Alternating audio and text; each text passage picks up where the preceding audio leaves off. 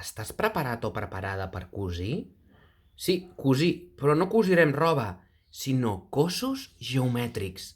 Que comenci el vídeo. Maestro Luis, propuestas educativas para educación primaria. En el vídeo d'avui anem a cosir cossos geomètrics.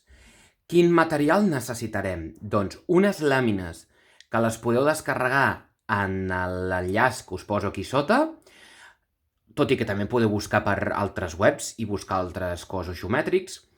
Un fil, que pot ser de llana o del que vulgueu, unes tisores i una pega de barra. Ja està, res més que això.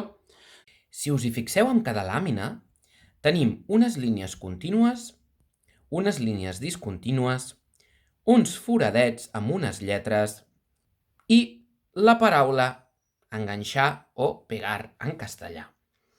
Què és el que farem? Primer pas de tot és retallar amb les tisores per les línies contínues.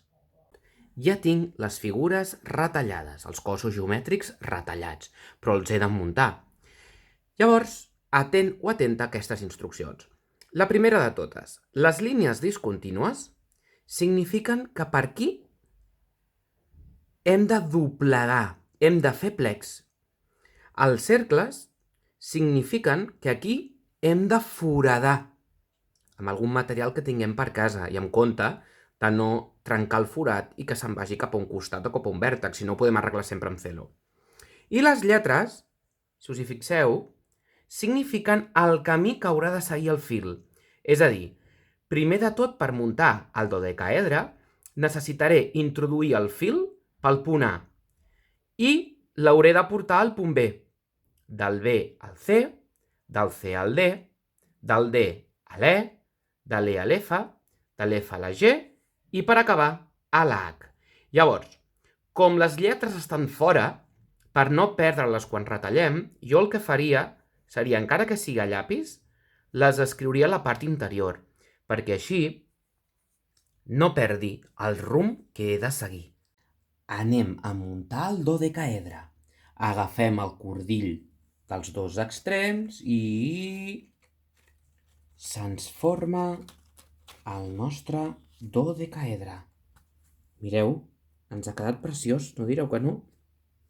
I això ens permetrà treballar millor amb l'alumnat les cares, els vèrtexs, les arestes, així com la perspectiva de cada cos geomètric.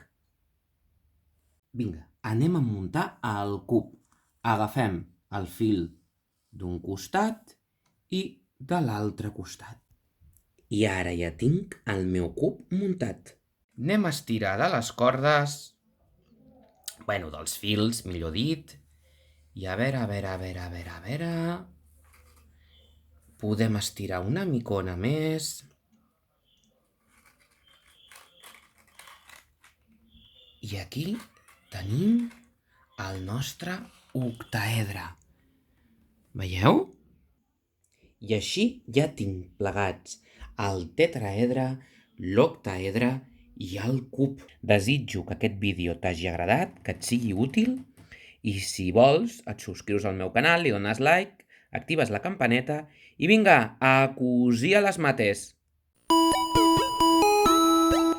Maestro Luis, propuestas educativas para educación primaria.